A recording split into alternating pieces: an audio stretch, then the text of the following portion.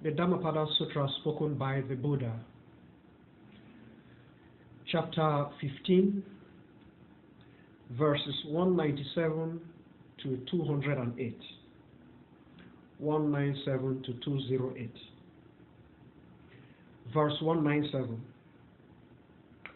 We dwell in joy and delight, liberated, without ill wishes, amongst humans still laden with ill wishes. Surrounded by throngs of ill-wishing humans, liberated we dwell without ill wishes. Verse 198. We dwell in joy and delight, liberated without sickness, amongst humans still burdened with sickness, surrounded by throngs of sick humans, liberated we dwell without sickness. Verse 199. We dwell in joy and delight, liberated without anxiety, amongst humans still burdened with anxiety, surrounded by throngs of anxious humans, liberated we dwell without anxiety. Verse 200.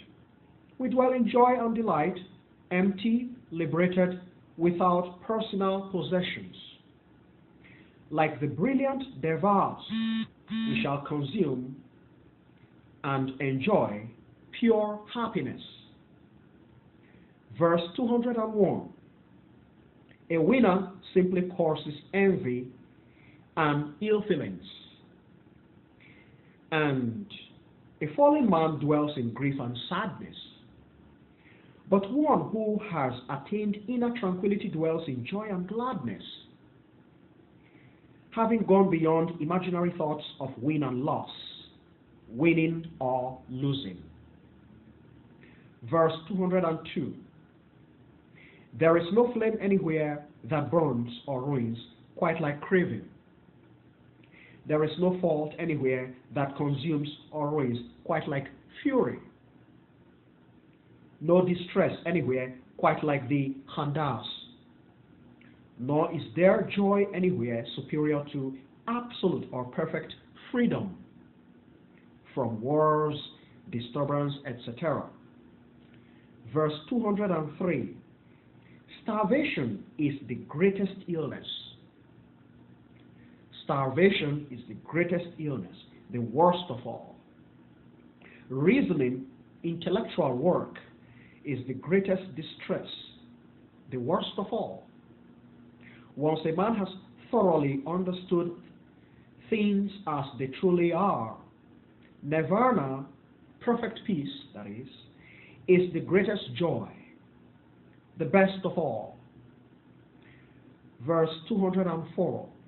Well-being, that is good health, is the greatest resource, the best of all. Satisfaction in life is the greatest affluence, the best of all. A reliable companion is the greatest kinsman, the best of all. Nirvana, or perfect peace, is the greatest joy, the best of all. Verse 205. Rejoicing, finding happiness in the experience of being alone and the experience of serenity and contemplating living. A man is liberated from great suffering and ills, rejoicing in the experience of divine happiness. Verse 206. It is quite a pleasure meeting perfected holy men. It is ever pleasant, ever delightful dwelling with them. Avoiding idiots and not encountering stupid fools, a man may rejoice and be glad always. Verse 207.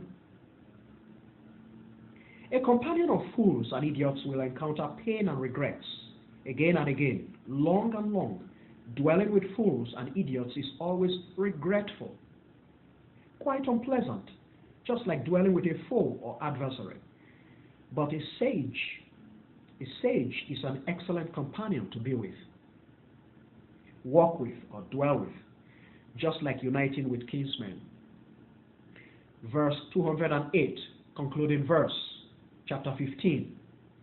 And thus a man accomplished, properly cultivated in wisdom, intelligence, and judgment, erudite, ever maintaining the ethical standards, faithful, diligent, and decent, a good disciple should approach a righteous sage of that caliber, draw close to him, just like the moon in the midst of stars maintains its course.